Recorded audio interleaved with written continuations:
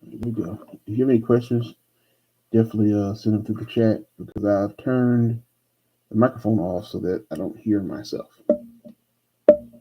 That's all. All right. So let's go ahead and we'll start with questions. At like last time, I can do, you know, just randomly talking, but it works better when I ask when people ask questions. So don't be shy.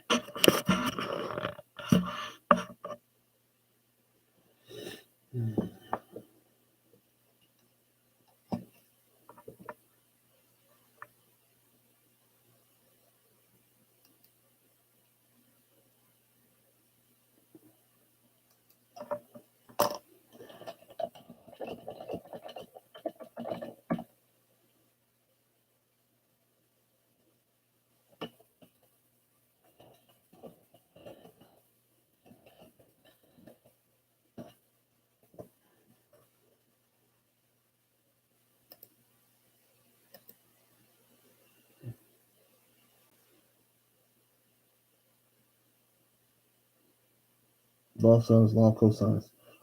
In the study guide, um, is there a particular question? Because although all of our questions aren't the same, they're similar. Let's do it like this.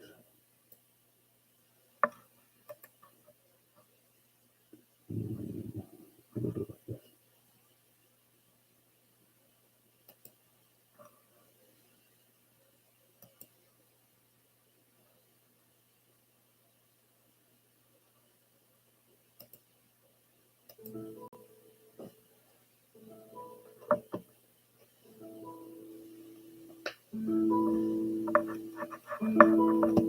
Sorry about that.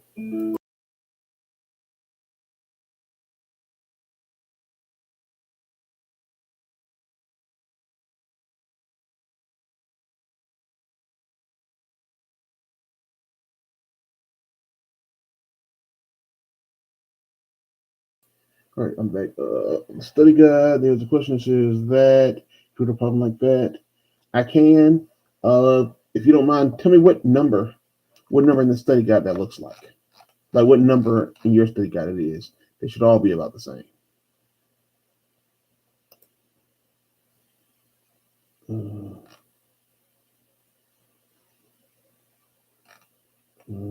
Sorry, wrong button. 2, got it. And Jason, let me know what question yours is as well. All right, fine. Exam study guide. Boom. Come on, man. Sorry, it's been a little difficult with me here. Preview. There we go. That's fine.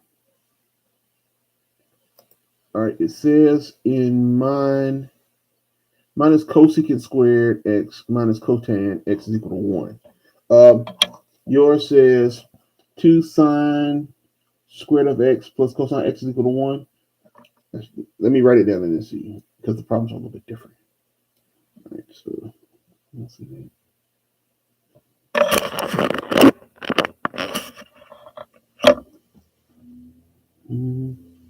2 squared x. Can y'all see that?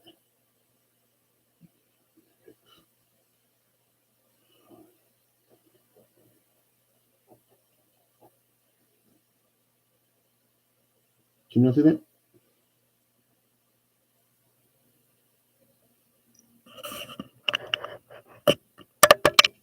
Okay, good deal. Just making sure. Okay, so we want everything to do a problem like this. We want everything in terms of sine x or cosine x. So what we're going to do is we're going to change this sine squared x to 1 minus cosine squared x.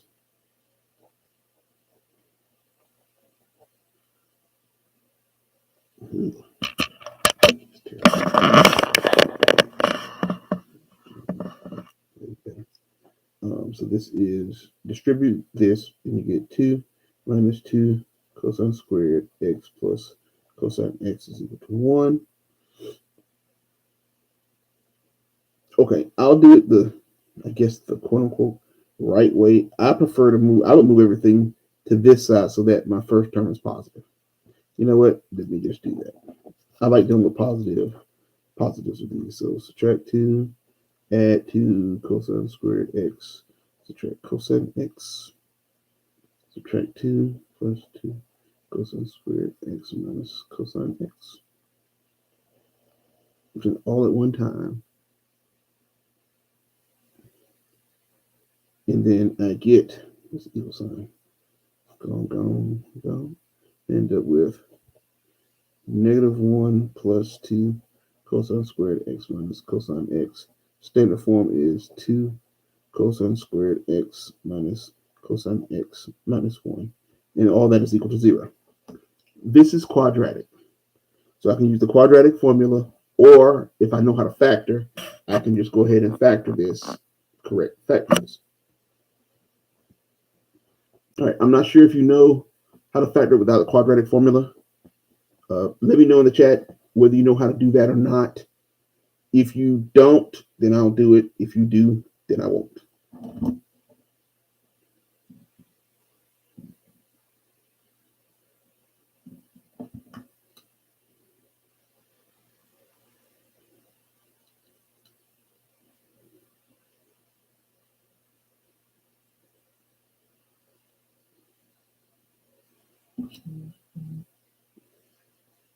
Refresher. Okay, quadratic formula. Quadratic formula is x is equal to negative b plus or minus square root of b squared minus 4ac. And that's all over 2a. Okay, it looks like a lot, but it looks like a lot, but it's not. Okay, in this problem, the problem we have here, a is equal to 2, b is equal to -1, and c is equal to -1. So, but our variable here is not x. Our variable here is cosine of x. So, in this case, cosine x is equal to -1 plus or minus square root of -1 squared minus 4 to -1. And that's all over 2 times 2. Is equal to, let me go ahead and get it. Go ahead and get it ready. Right, so I end up with +1 plus or minus square root of 1 plus, because that negative and that negative cancel. 4 times 2 is 8. Times -1 is -8. So 1 plus 8 over 4, which is 1 plus or minus square root of 9 over 4, which is 1 plus or minus 3 over 4. So this gives us 2 answers. Can y'all see that? Yeah.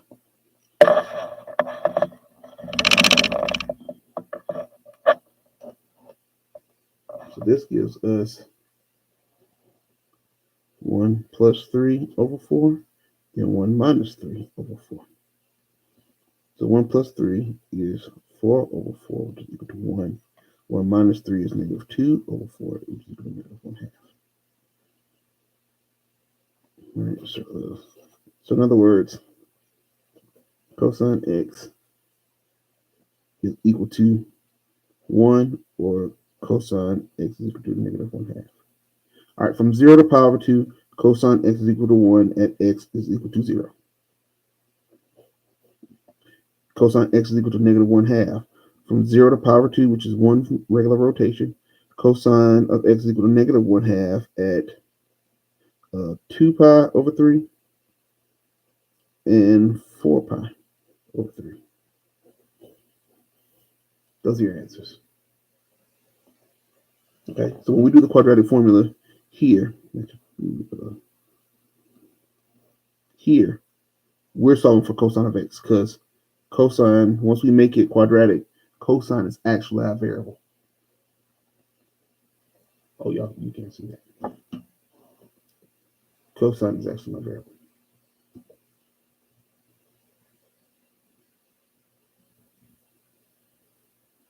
Oh, you're welcome. All right, Jason, what problem does this look like for you?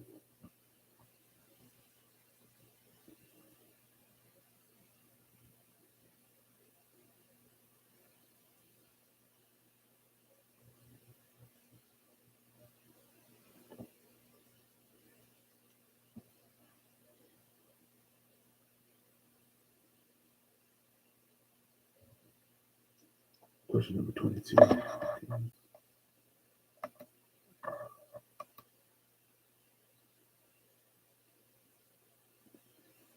All right. My triangle is gonna be a little bit different than yours, but the process will be similar. So let me draw a little bit here.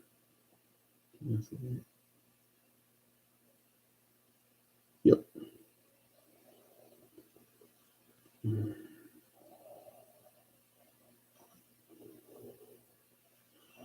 All right. C, O, C, B, B, A, O, A. All right. So in this case, little a is 58. Little b is 35. And little c is 36. Okay, I'm going to work on this one a little bit. All right. Solve the triangle. All right. And it says carry our intermediate computations to at least 4 decimal places. Round answers to the nearest tenth. More than one solution. Label. Use the button or. So this is what we do. A squared is equal to b squared plus c squared minus 2bc cosine of b. All right. Whenever you have all three sides, you want to use law of cosines. All right. Once you find law of cosines to find one of your angles, then you're going to switch over to law of sines.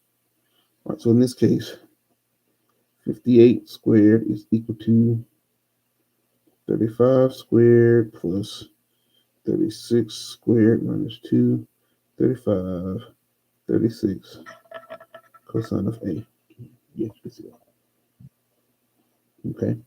Definitely have your calculator handy.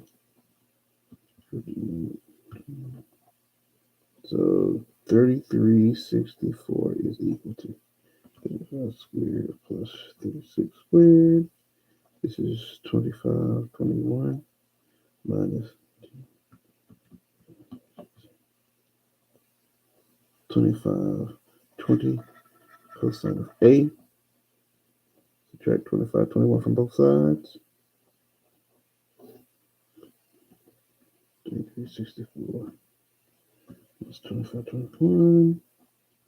Oh, 843 is equal to negative 2520 cosine of A divided by negative 2520.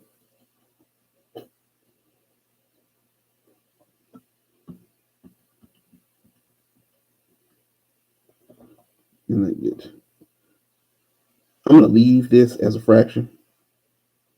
All right. So negative 843 over 2520 is equal to cosine of A. It means that A is going to be equal to the arc cosine of 843 over 2520. Cosine of that. And I get, let's see. We're in degrees. My answer, believe it or not, is in radians. So I have to change my mode. Okay. I knew my answer was wrong because when I did the arc cosine of this, I got 1.911. That angle's too small. All right, so let me get it right. Boom, and then I take our cosine. Well, no. Boom. Is equal to 109.5 degrees. All right, this is the answer for A. But the actual A, I'm going to put a little squiggly there. That's the answer. But if we're doing the rounded, the one to work with would be 109.54, at least 35. But because the calculator has it already, 837. You don't write this every time, but your calculator has it, and you just go back up to it and use this one as you need it. Okay, so that's A. A is done. So, so now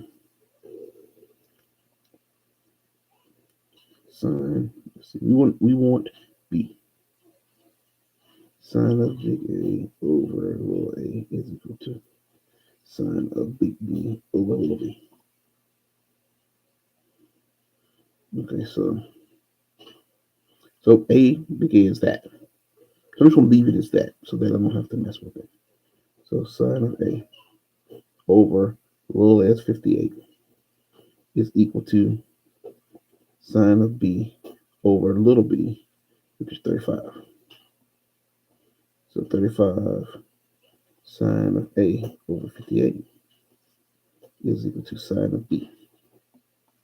So B is equal to the arc sine of 35 sine of A over 58. Okay, now I wrote this step because you can put this in your calculator like this. This is exactly what you can put in your calculator, this part right here. All right, but this part you could actually stop with if you know what you're doing. All right, so I have what A is. So 35, in the fractions.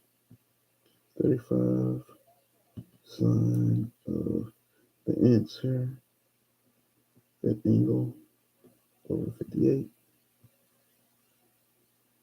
Oh, I didn't take the arc sine of that.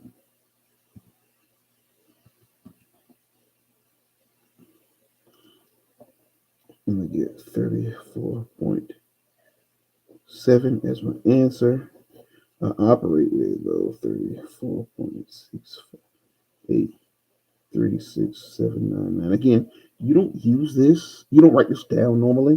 You just have it in your calculator so you can keep up with it. This is the answer. Degrees.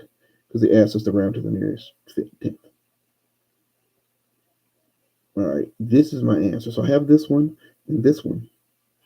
Actually, I can use this one and this one because now I'm going to find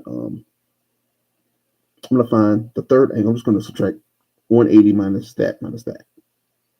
So 180 minus my previous answer minus, and I go back up on my calculator to the 109.5, blah, blah, blah.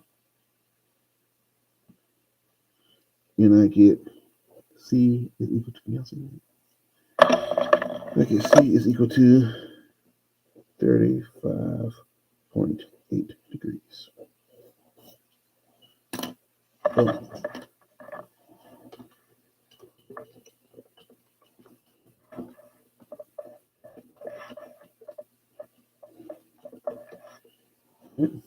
There we go.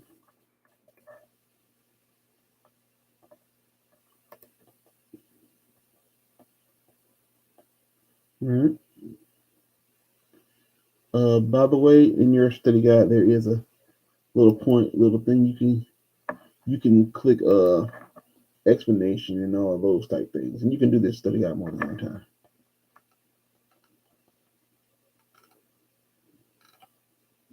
Yep, we're right. Another question I have, is there an or involved in this question? There is not. If you go through the playlist and look at if we go through the playlist that I've sent you, it talks about the ambiguous case. All right, this is not the ambiguous case.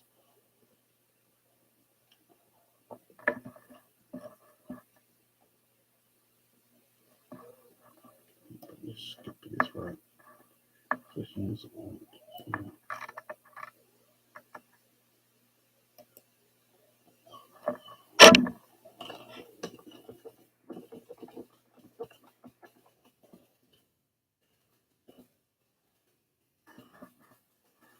All right.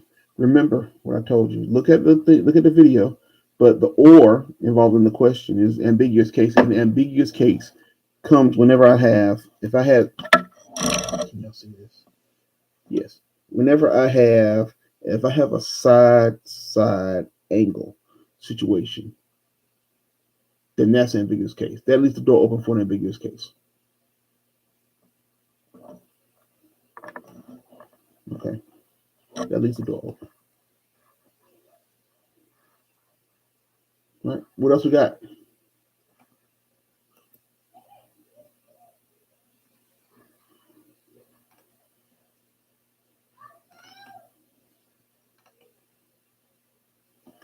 Did you do a problem like 40 with your Yes.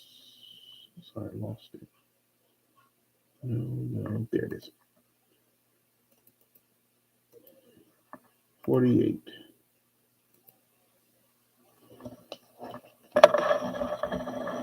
All right. Mine looks different than yours. I can do yours if you want, or I can just do an example.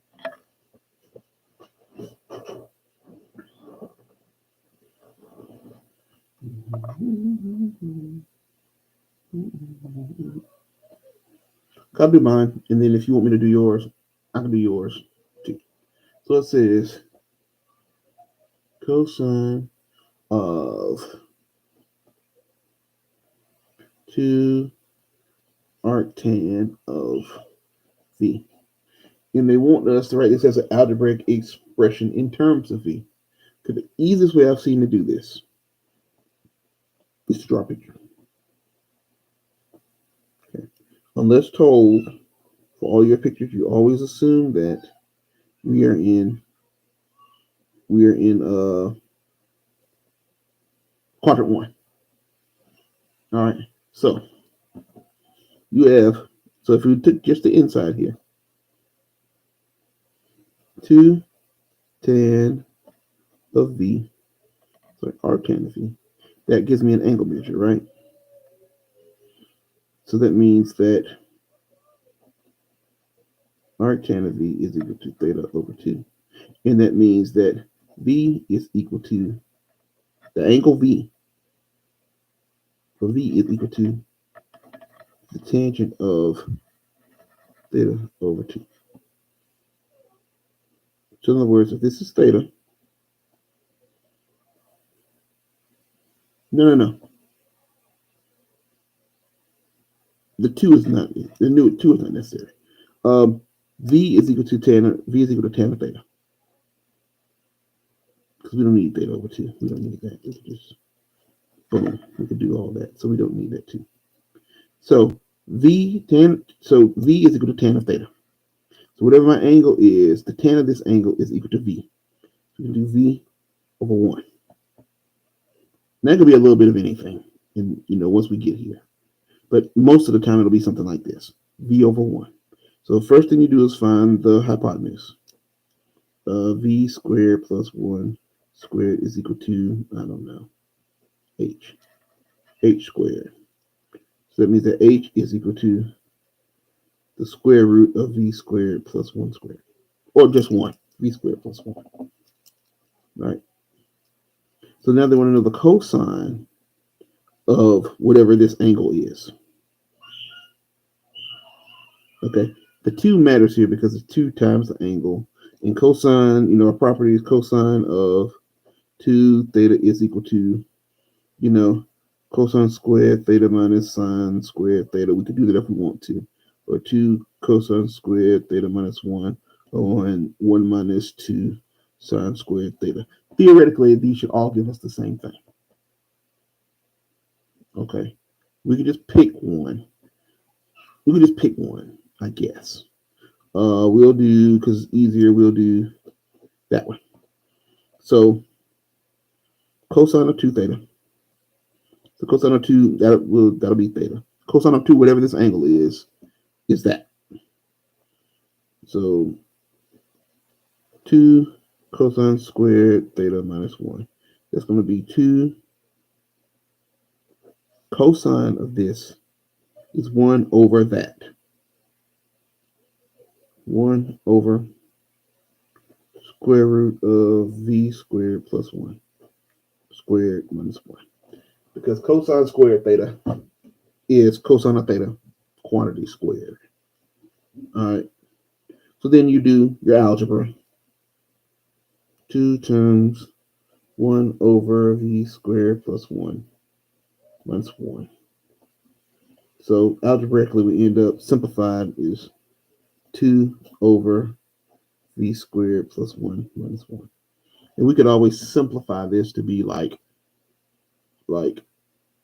2 minus v squared, or I guess we should change this 1 to v squared plus 1 over v squared plus 1. All right.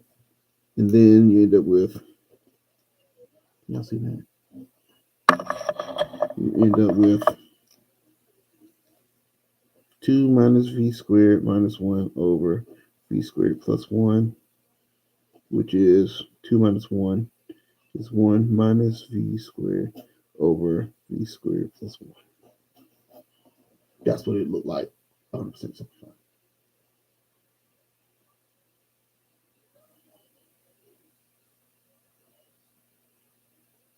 Not the funnest. I don't really like problems like this, but it ain't bad. What else we got?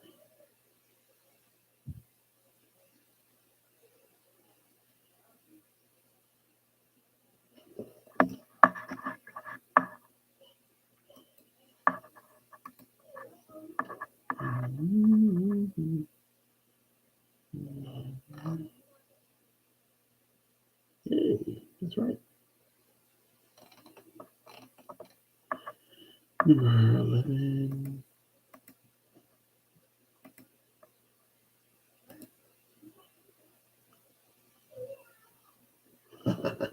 Yeah, this is a good one. I don't know how many people are going to watch this. This is an important question. So mine says, and yours may look different, and I can help you with that if you like. Mine says find the exact value of the sine of arc sine of root 3 over 2. Boom, boom. That should be in parentheses too. Okay. So first thing we do, arc sine of root 3 over 2. We need to know that the range of this is from, for arc sine, the range is from negative pi over 2 to pi over 2. Let's do that. Okay, knowing your ranges is important. This is first quadrant. So this basically means this part here means the sine of what is equal to root 3 over 2. We will know that that is pi over 3. And then pi over 3 is root 3 over 2. That one's not a bad one. Okay, but sometimes, like especially if you are you're dealing with different trig functions or whatever, you take the, long story short, do the arc first, whatever first, and then do the other operation. You want to do it in parentheses first. Most time it should work out, but you don't want to answer something that's out of the range of arc sine. For example, arc cosine is from 0 to pi. Okay, and then tangent is sine only as parentheses. So keep that in mind. Yeah, that was a really, really good question. All right, what else?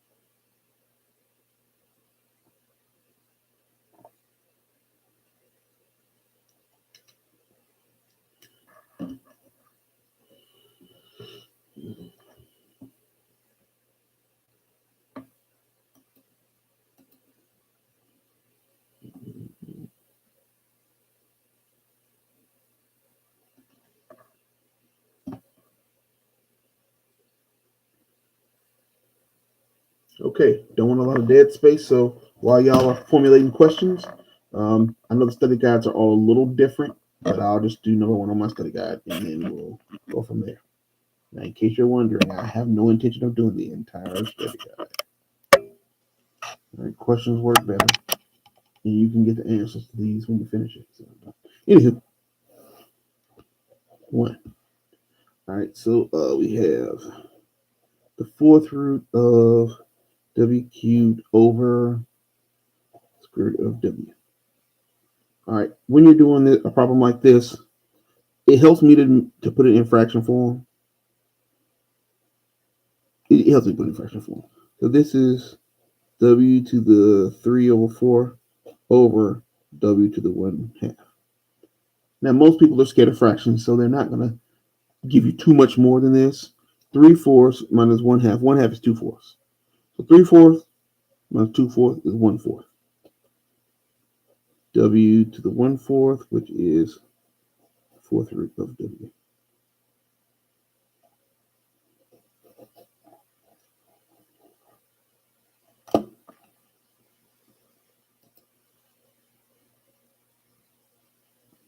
We just did a problem like that.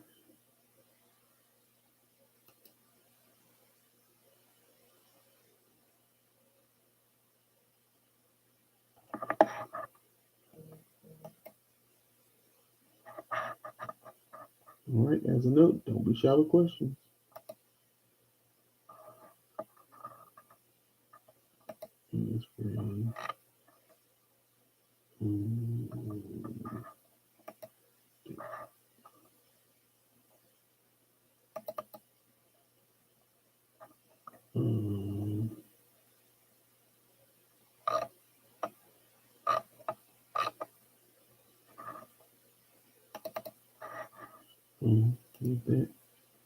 Number 24.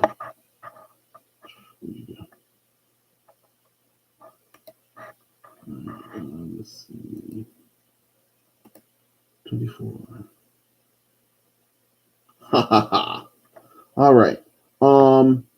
Mine is going to look a little bit different than yours. As we already know. Do you want me to do yours? Or you want me to do one similar to yours?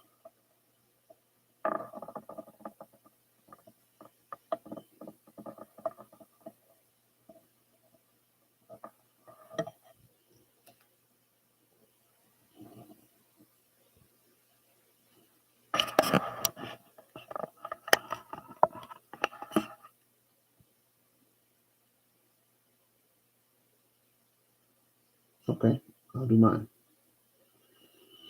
All right. Yeah, let's see this.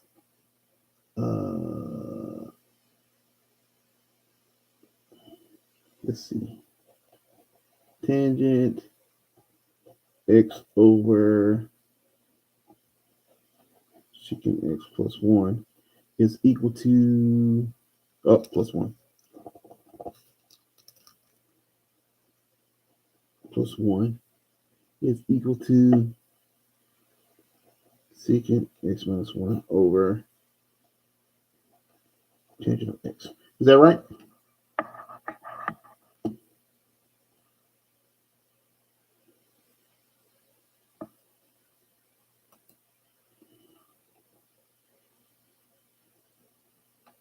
Is that your problem? Plus 1 at the end. Here? Oh, it's not plus 1 at the end. Oh, secant x plus 1. So it's that.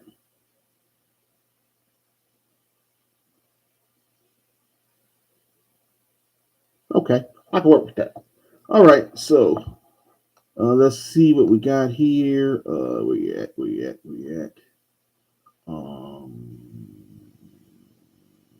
Yep. Okay.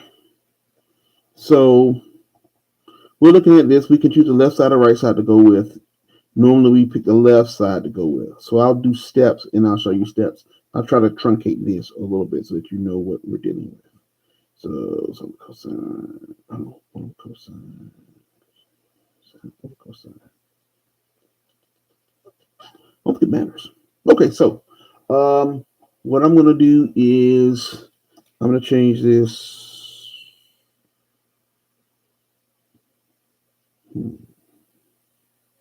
Let's do it like this. All right, let's try this. Sine of x over cosine of x over 1 over cosine x plus 1. All right, I basically use, I think they call them the quotient, identities or whatever. But basically, this is kind of the definition of these guys. Tangent is sine over cosine. Secant is 1 over cosine. All right. As is common, I'll do one thing at a time so we can see it. Sine of x over cosine x. I'm going to change this 1 to cosine x over cosine x. Because to add fractions, we want one fraction. We want a complex fraction, so then we can operate with it a little bit. So 1 plus cosine, I'm sorry, I said one step at a time. 1 over cosine x plus cosine x over cosine x.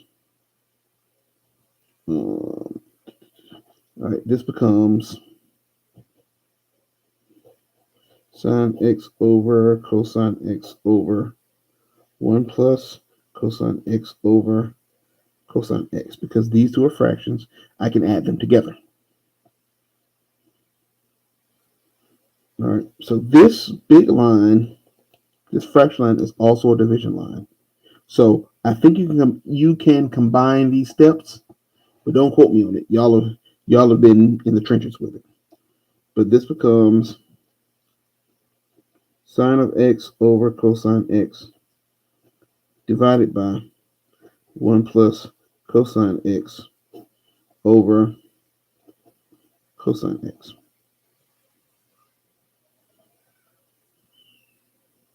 Right, that becomes sine x over cosine x. Hold on a second. That ain't right. This sine squared.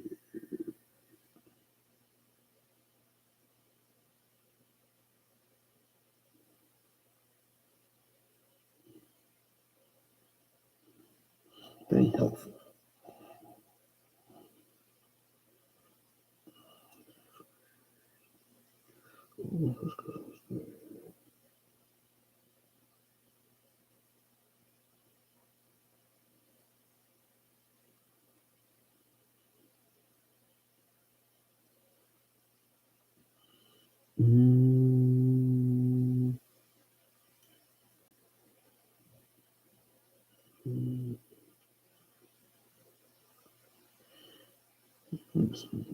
Same place.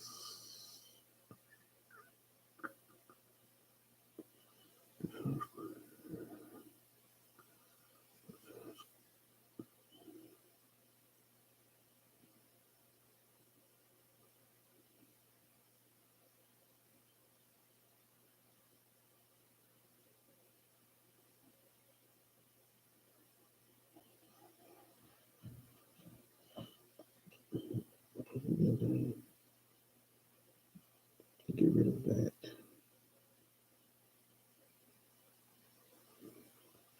This sine squared, sine cosine. That's not helpful.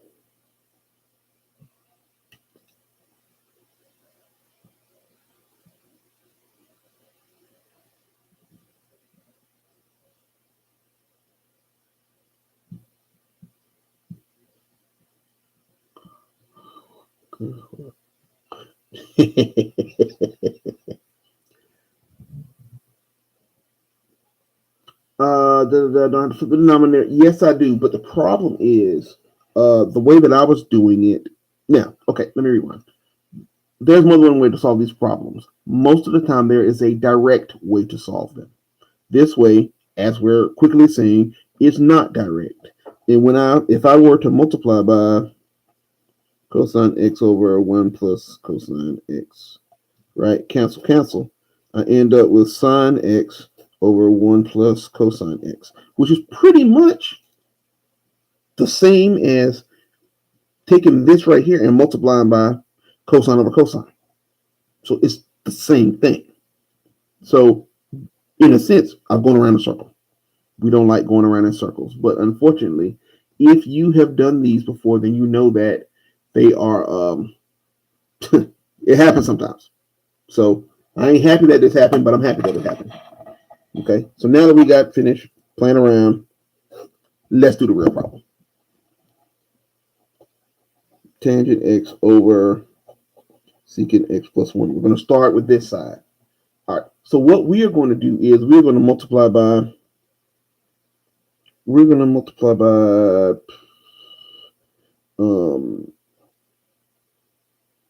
that becomes, yeah, secant x minus 1 over secant x minus 1.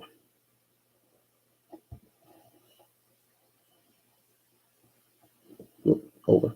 All right, so this becomes tangent x times secant x minus 1 over, this is a difference of squares.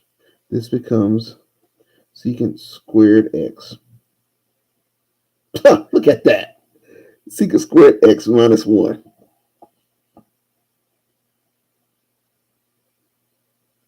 Okay. Whoops, parenthesis. Okay. Secant squared x minus 1, Pythagorean identity, is tangent x, tangent squared x. So this becomes tangent of x times secant x minus 1 over tan squared x.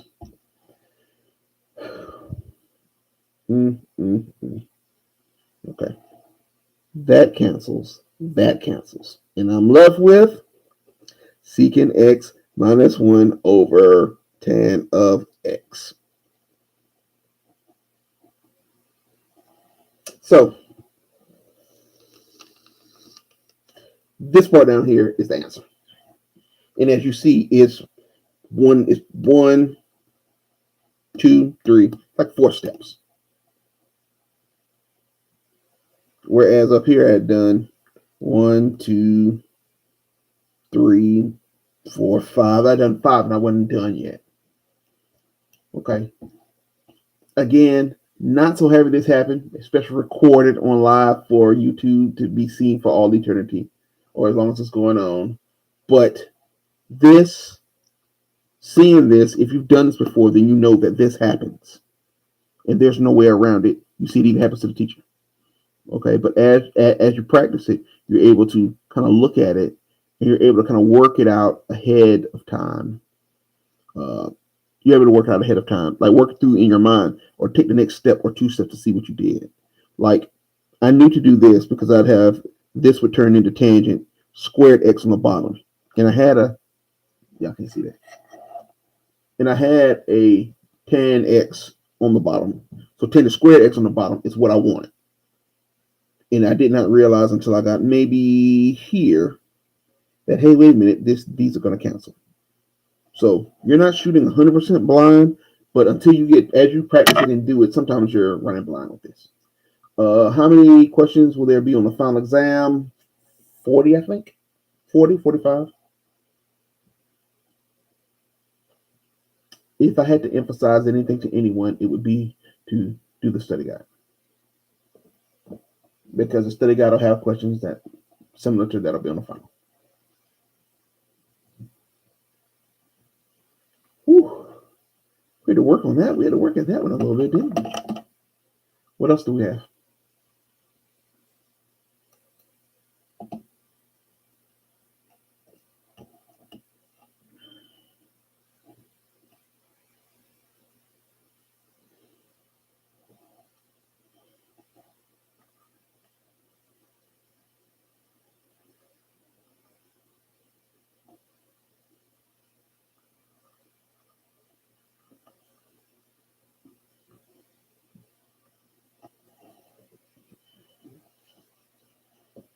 $31. Okay. Gotta keep an eye on these are going to set me up for another hard question.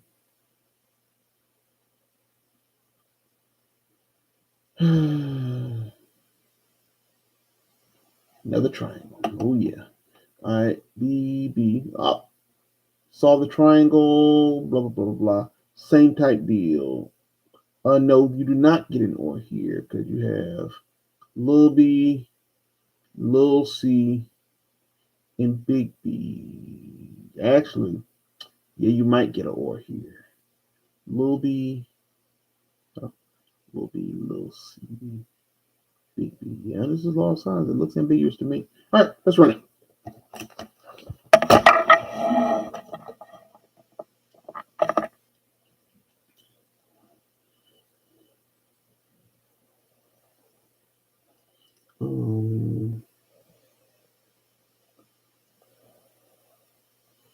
Little a, little b, little c, big A, C, B.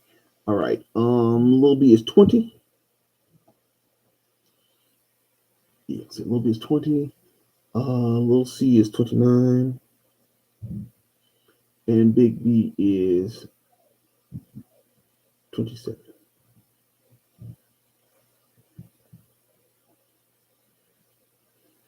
All right.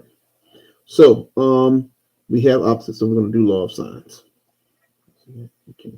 So sine of big B over little b is equal to, let's do C first.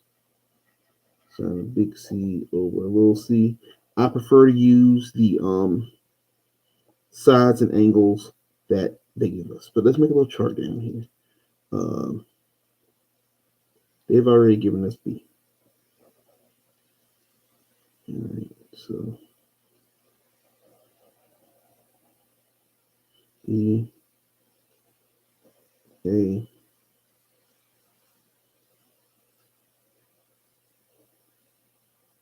C.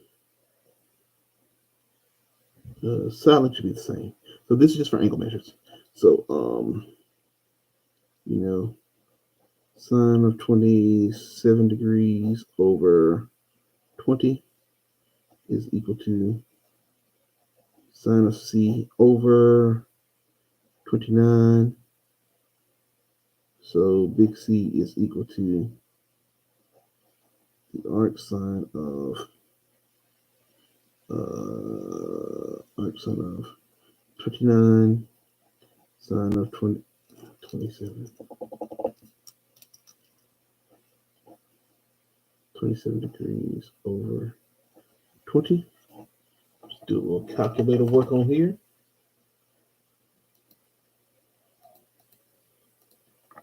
All right, so 29 sine of 27. No, clear.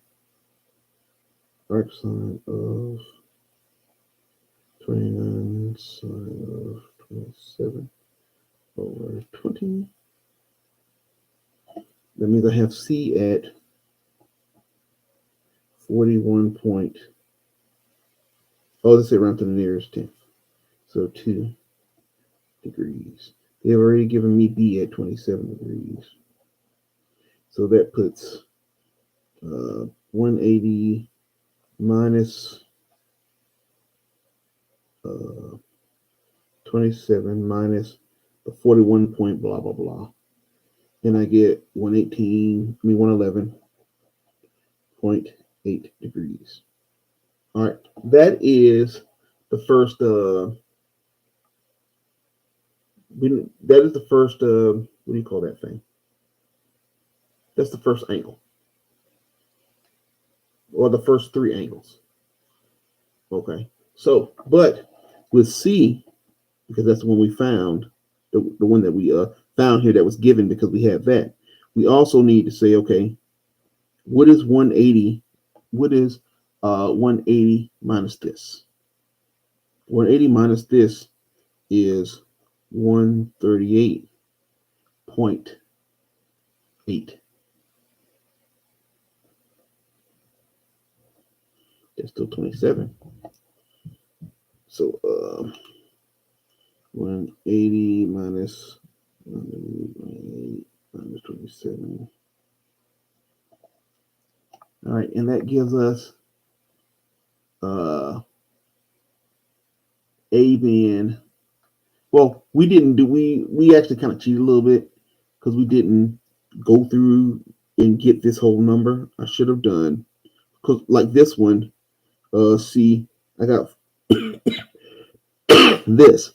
See, when you actually calculate this out, this is 41.16930.115. And remember, you get round off error if you don't do that. So if I do that plus 27 minus 180, I get to 111.8. But if I do that 41 point blah blah blah blah blah, and I subtract that from 180 to give me the 138, it's 0.83 blah blah blah blah blah.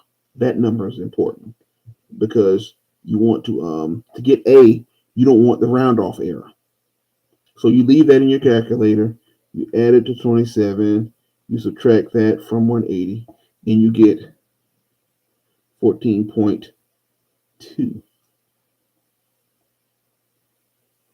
degrees as your answer. Okay, but the real answer for A is 14.169 blah blah blah blah blah 16930. I'll put it. Well, I won't put it, but you get the whole thing. You get a calculator. Okay, so we have two possible angles for A, two possible angles for C. So now when you do your law of sines, you have to do the law of sines and law of cosines. I mean the law of sines for using all these angles, because we still have to find, we found A, we found C, we have B, we have C. To find little a, we have to do law of sines for both of these angles. Okay. I feel like there was a lot of words doing that, but I was explaining this ambiguous case, which is ambiguous. Yeah, ambiguous. So sine of, we're trying to find little a. Little a over sine of big A is equal to, we'll use B. We'll use big B and little b because they're given to us and it's less work. It's equal to 20 over sine of 27 degrees. All right, so I'm going to do it with both of them. So I have little a over sine of the 118.8, but the whole number. So I'm just going to leave it as sine A is equal to 20 over sine of 27 degrees. So that means that little a is equal to 20 sine of big A over sine of 27 degrees. And actually, when we're doing both of them, you could do sine of big A, sine, you could do sine of each angle. You could do this twice. So if we do it with the first one, we have 20 sine of the, I'm going to do the 14.16 blah, blah, blah, because it's the closest thing in my calculator. Divided by sine of 27. And I get 10.78 blah, blah, blah. I'll write it. 10.7838, so on and so forth, which is 10.8. It's also equal to, if I do 20 sine, fraction, 20 sine of, I did, what was this one? This one, the 14 point blah, blah, blah. Now I have to go up and find the 118 point the 111.8. Make sure I take this off. Sine of that over sine of 27 again. And I get 40.8945, so on and so forth, which is 40.9.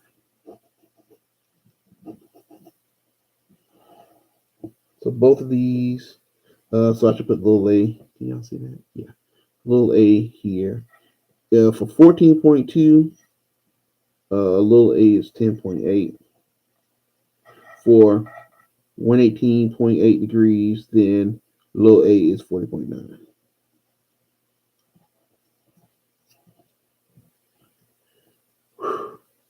I hope that was I hope that was helpful.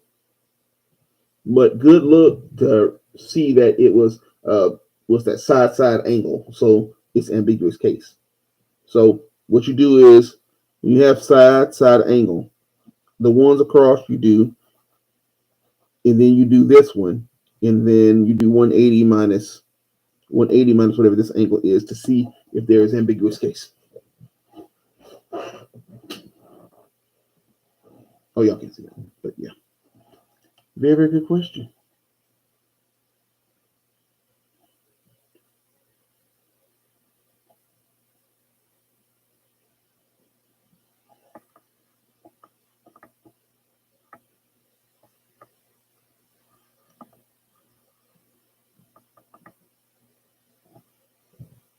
All right, what else do we have? Very good. So just make sure it's 180 minus sine of x. What? No. It's 180 minus. It is 180 minus this arc sine of 29 sine 27 over 20. So the law of sines sets it up, and then it's 180 minus whatever angle C is, and that's how you start.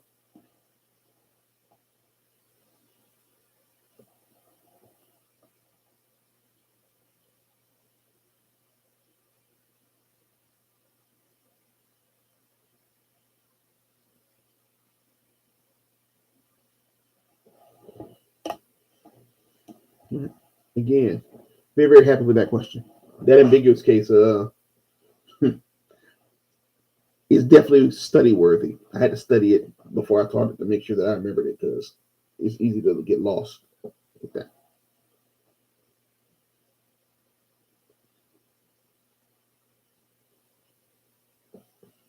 What other questions might we have? Oh, somebody said 58.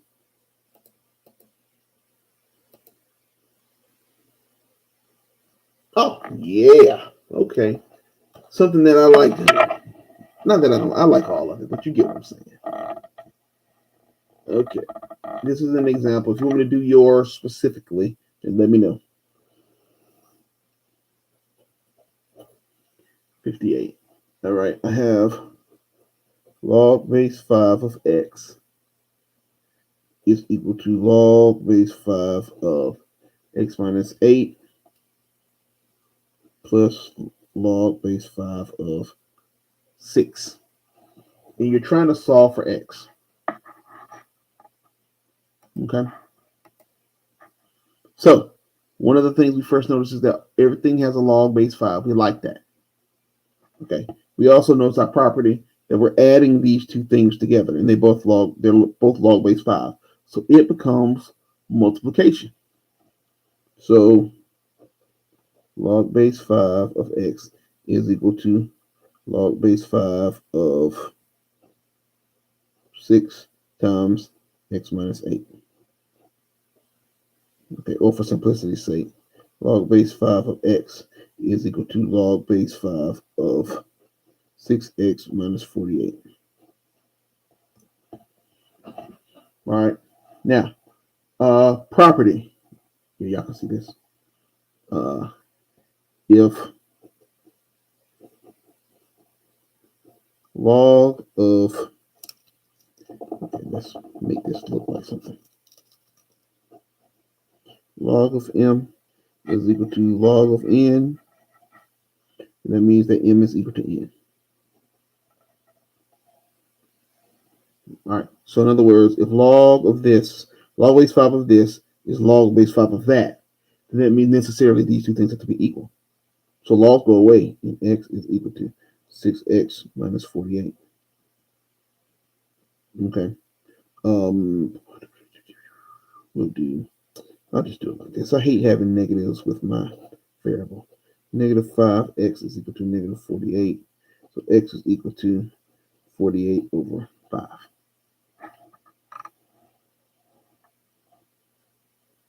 Okay. Now, I have an answer here. I have to go back and put this back up in here to see, does this does it make this sentence true, or does it make this equation true? Log base 5 of 48 over 5 is not a negative number. It's cool. Log base 5 of 6, whatever. It's this guy right here, because this, whatever's in parentheses, has to be greater than or equal to, hold on, to the, hold on, 5. This has to be greater than 0. Okay. So,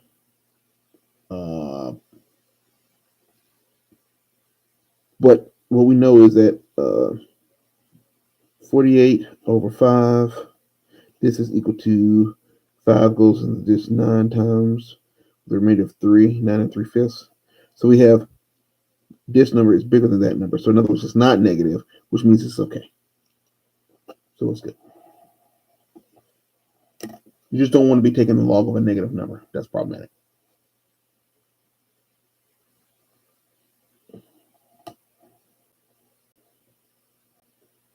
What other questions do we have?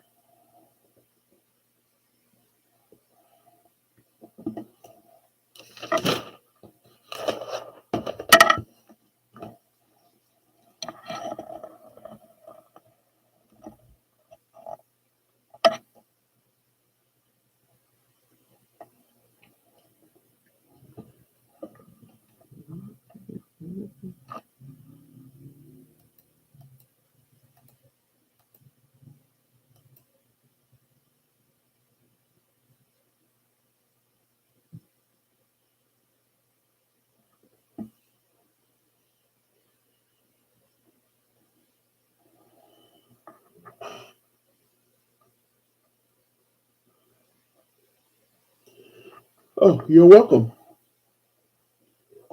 Glad to be able to help.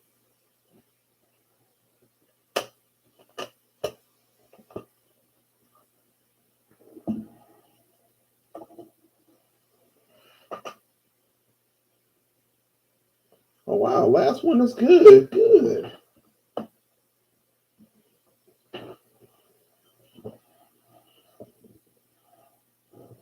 Anyone else have any questions?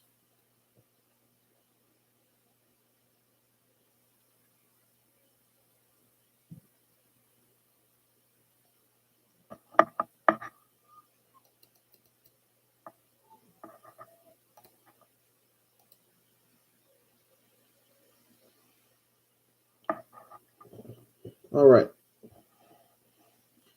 5 meters. So let's draw the picture first.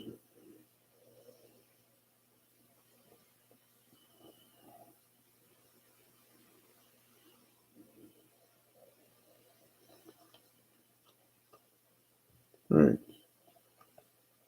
Salma is sitting at a movie theater 5 meters from the screen. So, yes, it's 5 meters from the screen. All right. The elevation is 18 degrees. That's right angle. And the angle of depression to the bottom of the screen is 48. Find the height of the entire screen. Okay. So we have this right here. That's 5. So we're going to deal with that angle. We'll deal with that angle. We're going to find, we'll call them A and B. All right, this isn't bad. All right, so we'll start with A. We're trying to find A. We have an angle. We have the side opposite the angle, and we have given the side adjacent to the angle. That's tangent. So tangent of 18 degrees. Can y'all see that? At tangent of 18 degrees is equal to A over 5. That means that 5 tangent of 18 degrees is equal to A. Let's leave that for now. All right.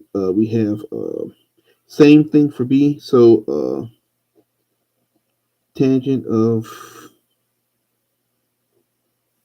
48 degrees is equal to B over 5.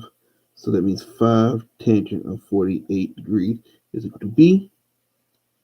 So our length, A plus B, is equal to 5 tangent of 18 degrees plus 5 tangent of 48 degrees. I did that so that we could do one equation in the calculator. So I would use parentheses 5 tangent of 18 plus open parentheses 5 tangent of 48 .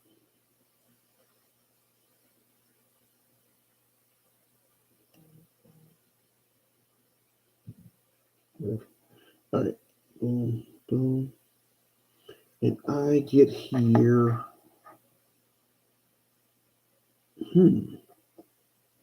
Oh, let me check this. This number here, right here. This number looks kind of funny. Well, that is 5. So, if I'm not mistaken, yeah, I trust my answer, and I think it's right. 7.177661, so on and so forth. Round the answer to the nearest tenth, and we end up with 7.2 meters, which makes sense because 5 is right there. Contextually makes sense.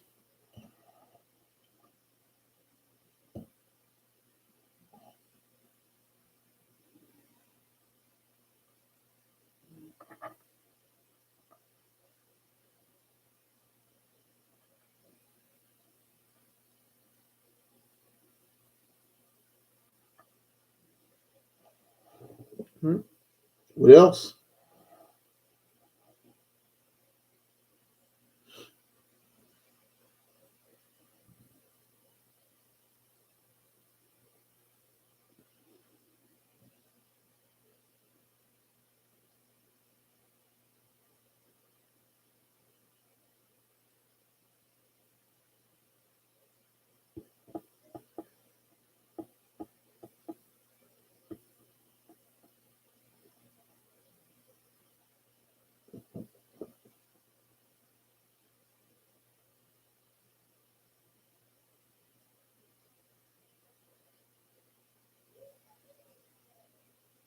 $43. So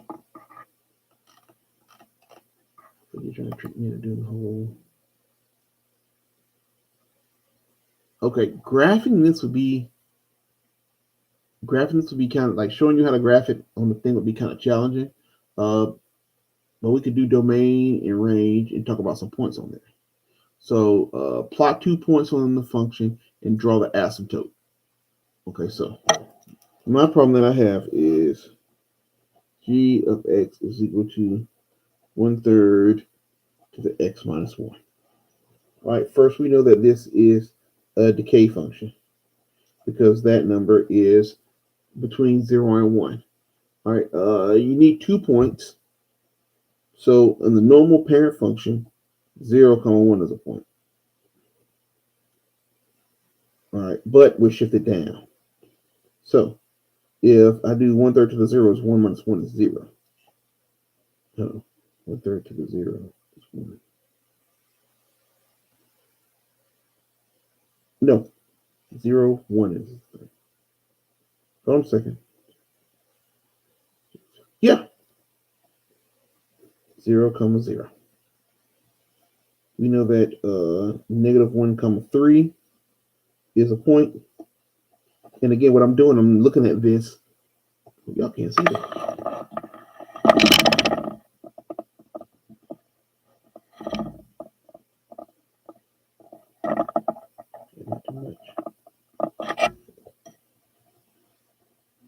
doing this with two cameras, with two screens, it's kind of hard. All right, anyway, so what I'm doing is my x value I plug into equation, and I can solve that right quick because I'm picking small numbers. Anything to the 0 is 1. 1 minus 1 is 0. 0, comma 0. Or shift it down from here. Negative 1, comma 3 is here. So this will be negative 1, comma 2. 1, comma, nope, we want to do 1/3. We'll do negative 2, comma 9, and this will change to negative 2, comma 8. Well, 1 minus 1/3. 1 minus 1/3 is negative 2/3. So we could do 1, comma 1/3. Shift it down 1 becomes 1 negative 2/3. So we have points. All right, my asymptote is there. And that asymptote is at y is equal to negative 1. Yeah.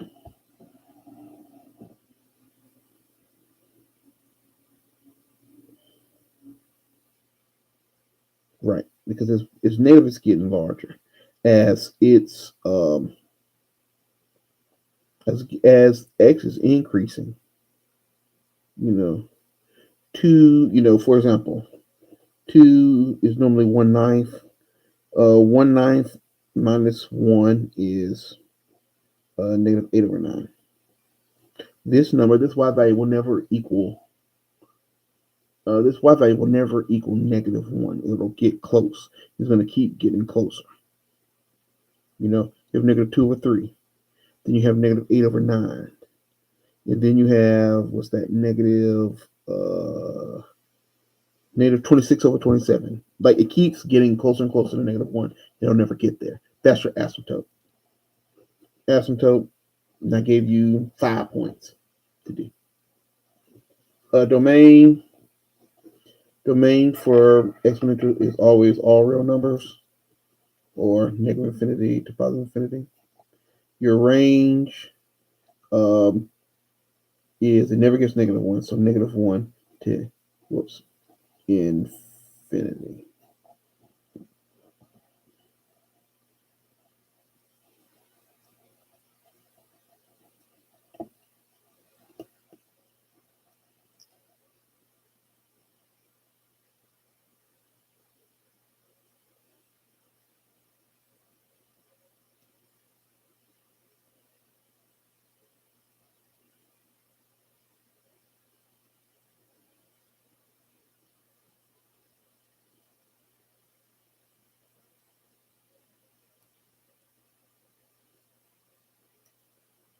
All right, any further questions?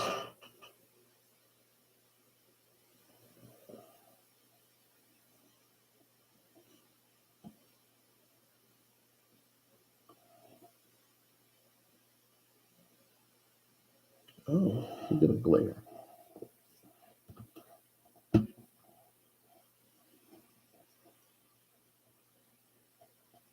Oh, you're welcome.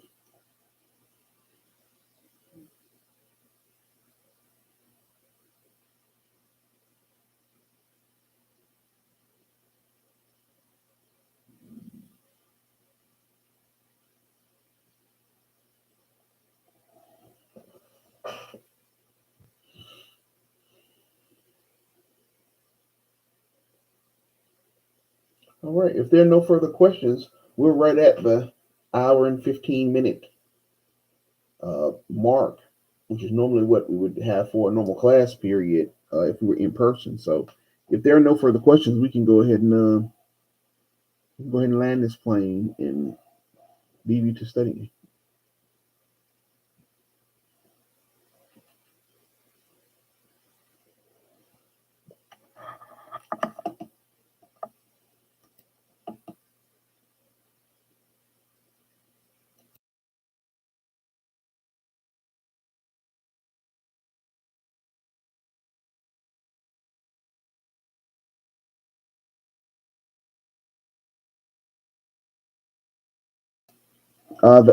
So the calculator. You're talking about this one? No, the calculator that is listed on the syllabus That was not instituted by me.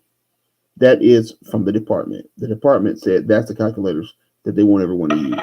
So, uh, unfortunately, I wasn't. Well, I was consulted, but I was overruled. So, yeah. So I'm not a stickler for calculators because I want to be a stickler for calculators. They told me what they want everyone to use, so I'm just following the rules.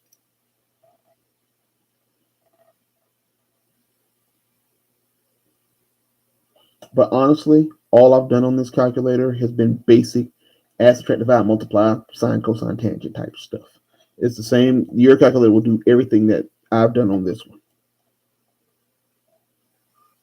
You're welcome. Yeah, I know it could be a kind of a bummer, but yeah, I know what they're trying to do. But anyway, yeah.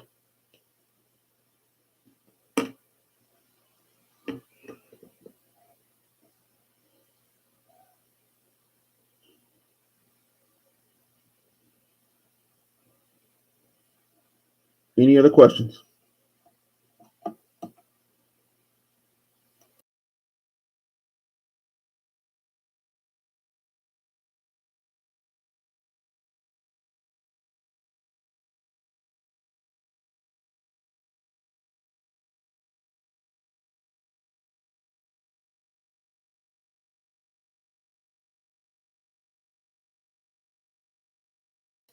All right. It does not look like there are any more. I will be at the computer for the next couple maybe hour or two. There are emails that I'll be sending out regarding your test number fours, any exemptions they'll be going out, anything like that. So any questions you have, reach out, and I should be able to reach back out to you pretty quickly.